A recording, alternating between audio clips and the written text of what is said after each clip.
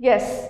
तो 1959 में कोपलैंड ने क्या किया, एक 4 किंगडम क्लासिफिकेशन की कि जब प्रोटिस्टा के ही डिफरेंट टाइप्स, डिफरेंट कैटेगरीज बन रही हैं हायर और लो की, यूनिसेलुलर और मल्टी सेलुलर की बुनियाद पर, तो क्यों ना इसे न्यू किंगडम बना दिया जाए। तो यहाँ पे हमारे पास 4 किंगडम क्लासिफिकेशन में हमारे पास we have 4 kingdoms. The new kingdom is named as Kingdom Monera. Kingdom Monera, Kingdom Protesta, Kingdom Metaphyta,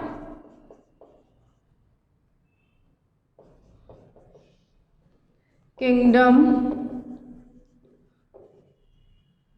Metazoa, kingdom Metazoa. ठीक है, kingdom Monera, kingdom Protista, kingdom Metaphyta, kingdom Meta. आप लोग ये कंफ्यूज हो रहे होंगे कि मेटाफाइटा एंड मेटाजोआ क्या है। बेटा फाइटा का वर्ड हम यूज़ करते हैं प्लांट्स के लिए, और मेटा का मतलब हायर प्लांट्स। हायर प्लांट्स की जब हम बात कर रहे हैं, ठीक है, कंप्लीट, चाहे वो जिनके अंदर मोड ऑफ न्यूट्रिशन फोटोसिंथेटिक है और डिफरेंट प्लांट्स की कैटेगरीज से जो है वो रिलेटेड उनके अंदर तमाम कैरेक्टरिस्टिक्स हैं, तो वो सब किस में आते हैं, मेटाफाइट्स में आते हैं। ठीक है, और मेटाजोआ है, जोआ का वर्ड हम इस्तेमाल करते हैं एनिमल्स के लिए। ठीक है, तो बेसिकली अगर आप इसको याद रखना चाहें तो किंगडम मेटाजोआ की जगह आप किंगडम एनिमेलिया भी लिख सकते हैं, लेकिन आपकी बुक में 4 किंगडम क्लासिफिकेशन में ये टर्मिनोलॉजी यूज़ की गई है, तो that's why I am explaining it कि metazoa it refers to the animals and metaphyta it refers to the plants. ये कोई अलग से चीज़ नहीं है, किंगडम प्लांटी को इसने जो रीनेम किया था वो मेटाफाइटा के ज़रिए किया था।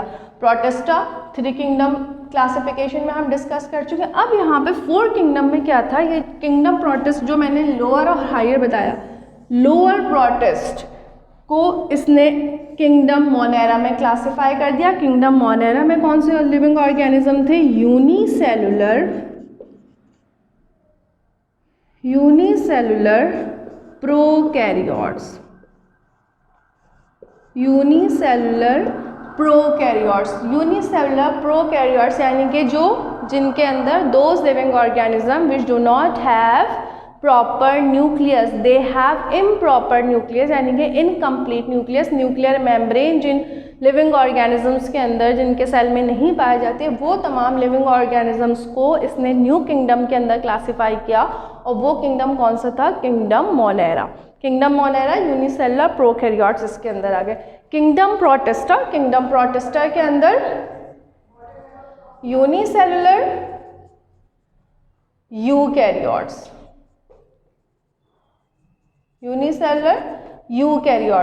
यूनिसेलुलर यूकैरियोट्स को प्रोटेस्टा के अंदर इसने क्लासिफाई कर दिया। और इस तरह से जो क्लासिफिकेशन थी वो ये 4 किंगडम की क्लासिफिकेशन थी। The next one is Robert Whittaker classification और 5 किंगडम क्लासिफिकेशन, जिसको हम ऑलरेडी डिस्कस कर चुके हैं।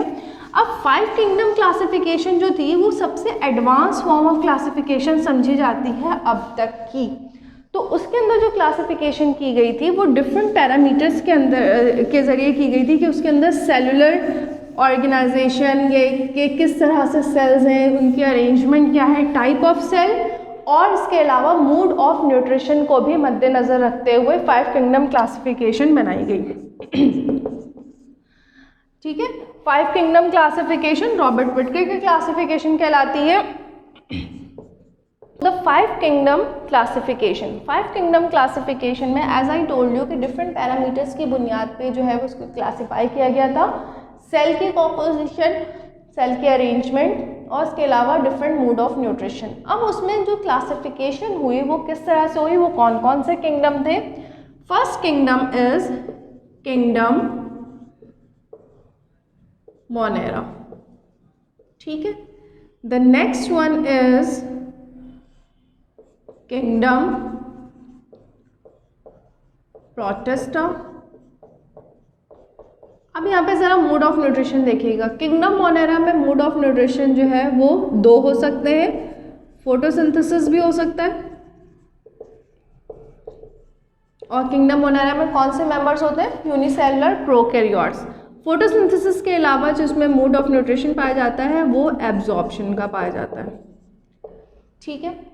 और इसके जो एग्जाम्पल है बैक्टीरिया एंड साइनोबैक्टीरिया।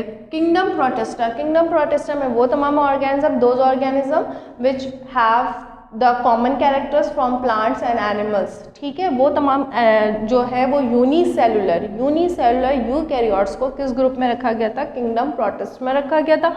इनके अंदर मोड ऑफ न्यूट्रिशन जो है वो डिफरेंट हो सकते हैं, फोटोसिंथेसिस के जरिए भी हो सकता है, फोटोसिंथेसिस, एब्जॉर्प्शन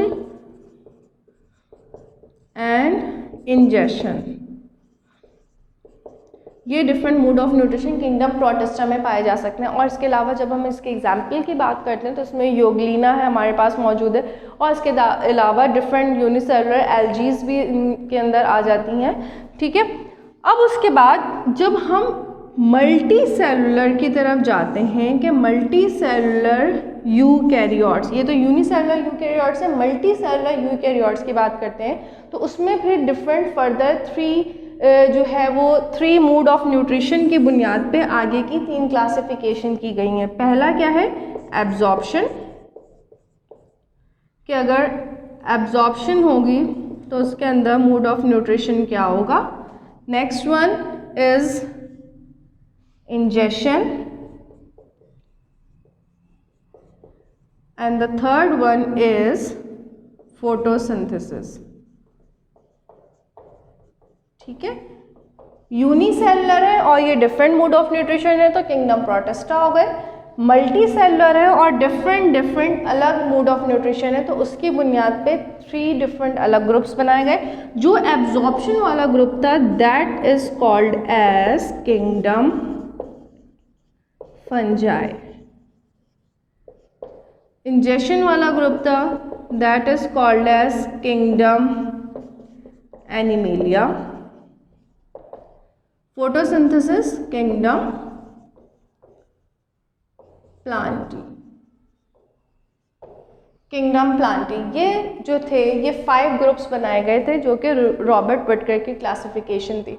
जब हम कैरेक्टरिस्टिक्स की बात करते हैं तो कैरेक्टरिस्टिक्स प्रोटिस्टा, एनिमेलिया, प्लांटी को हम डिटेल में पढ़ चुके हैं। किंगडम फंजाई, किंगडम फंजाई क्या होते हैं? ए क्लोरोफिलस लिविंग ऑर्गेनिज्म होते हैं और ये मल्टी सेलुलर भी हो सकते हैं और यूनिसेलुलर भी होते हैं, ठीक है।